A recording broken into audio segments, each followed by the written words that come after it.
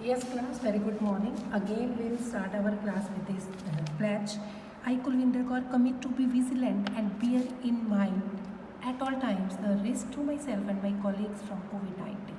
I promise to take all necessary precautions that prevent the spread of this deadly virus. I promise to follow and encourage others to follow the key COVID appropriate behaviors. To always wear a mask, face cover, especially when in public places. To maintain a minimum distance of 6 feet from others. To wash my hands frequently and thoroughly with soap and water. Together we will win this fight against COVID-19. So we were doing the new Stone Age or the Neolithic period. Okay? We have already started in the previous class. So we will start with the life. The most important aspect of this period was the discovery of agriculture. Early humans now cultivated fields and grew crops like corn, wheat and barley. They became food producers from food gatherers. Now that they started growing food, they no longer had to travel from one place to another in search of food. This led to establishment of longer and larger settlements and also the formation of huts made of dried leaves and muds. तो क्या हुआ कि इस most important aspect क्या था इस period का कि इस पीरियड में एग्रीकल्चर की डिस्कवरी हो गई. तो अर्ली ह्यूमन ने क्या किया,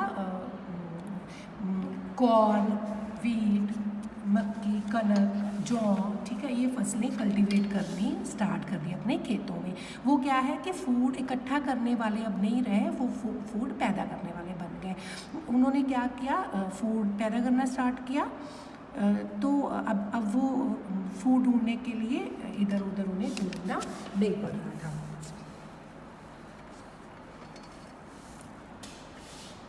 तो दिस लेड टू इसके साथ क्या हुआ कि उन्होंने अपनी सेटलमेंट्स लंबे टाइम के लिए एक जगह पर लगा ली. सेटलमेंट्स क्या होती है कि एक जगह पर एक कम्युनिटी बनाकर रहना.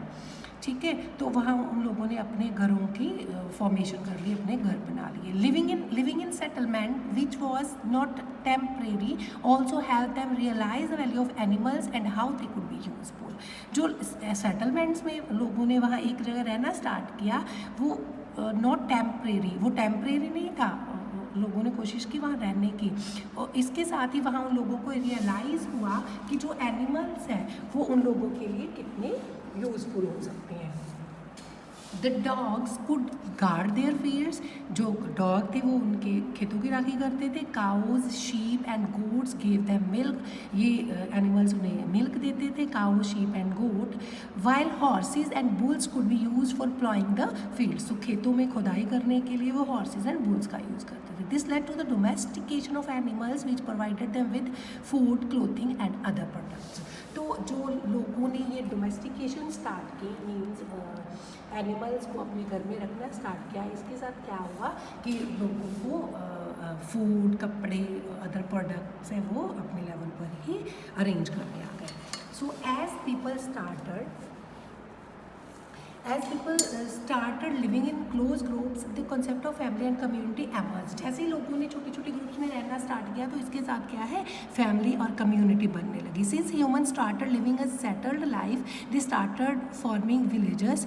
जैसे ही लोगों ने ऐसे एक सेटल्ड लाइफ स्टार्ट की, तो क्या हुआ, उन्होंने विलेज बन गए. Where many families choose to live together for cooperation and protection. तो इन विलेजेस में लोग इकट्ठे होकर रहने लगे और एक दूसरे को कॉपरेट करते थे और एक दूसरे की हेल्प भी करते थे. अ ट्राइब और group of families often followed the same rules, custom and traditions. जो एक ग्रुप में लोग रहते थे, उन सारे लोगों की कस्टम्स एंड ट्रेडिशंस सबके लिए सेम थे. Excavation have revealed that the Neolithic period buried their dead along with some objects. It indicates that they believed in life after death. These objects were probably meant to be used in the other world. तो क्या है, जो excavations हुई हैं, जो खुदाई हुई है, उससे क्या पता चलता है, उससे पता चलता है कि ये जो न्योलिथिक पीरियड के लोग थे, इनके जब किसी पर्सन की डेथ होती थी, तो वो डेड पर्सन के साथ ही उसकी जो चीज़ें वो भी बरीड कर देते थे, जला देते थे. इससे क्या पता चलता है कि ये लोग बिलीव करते थे कि मरने के बाद भी कोई ज़िंदगी है. ठीक है। तो जो एक्सकवेशन के दौरान चीज़ें मिली हैं उससे हमें आज के वर्ड में पता चला है कि वो उस टाइम उनके बिलीव्स क्या थे, ठीक है, वो क्या सोचते थे। Many Neolithic sites have been found in India. The earliest evidence of food production in the Indian subcontinent has come from the Neolithic site at Mehergarh, located in the Kachi plain on the Sindh-Balochistan border. बोलते कि बहुत से Neolithic sites हैं, site में जहाँ से Neolithic के excavations मिले, न्यूलिथिक के सोर्सेज मिले हैं इंडिया में। द अर्लीस्ट एविडेंस, सबसे पहला एविडेंस जो मिला वो फूड प्रोडक्शन, वो क्या था, वो ये जिससे ये पता चला कि उस टाइम लोग फूड पैदा करते थे। कहाँ मिला, वो इंडियन सब कॉन्टिनेंट में पता चला है। मेहरगढ़ साइट्स में जो एक्सकवेशंस के दौरान मिले हैं उससे पता चला है कि उस टाइम ये फूड की प्रोडक्शन करते थे।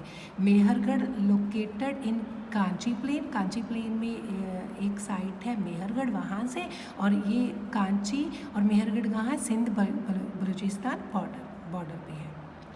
सो after that we have a discovery of wheel. The discovery of wheel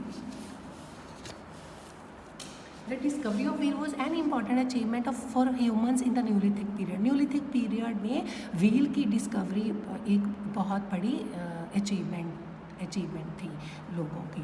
the potter's wheel enabled them to make pots of different shapes and sizes.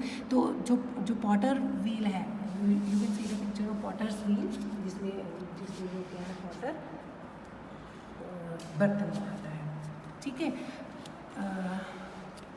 The potter's wheel enable them to make pots of different shapes and size. जो wheel है, इसकी discovery ने उस time के लोगों को क्या किया, इनेबल कर दिया कि वो डिफरेंट साइज के एंड शेप्स के पॉट्स बना सकते थे। It also led to the invention of carts which made travelling much easier. इसके साथ ही, ये व्हील की डिस्कवरी के साथ ही कार्ट्स की डिस्कवरी हुई। तो ये जो कार्ट्स है, इसके साथ क्या है, लोगों की ट्रैवलिंग ईजी हो गई। Wheel was also use in spinning and weaving clothes.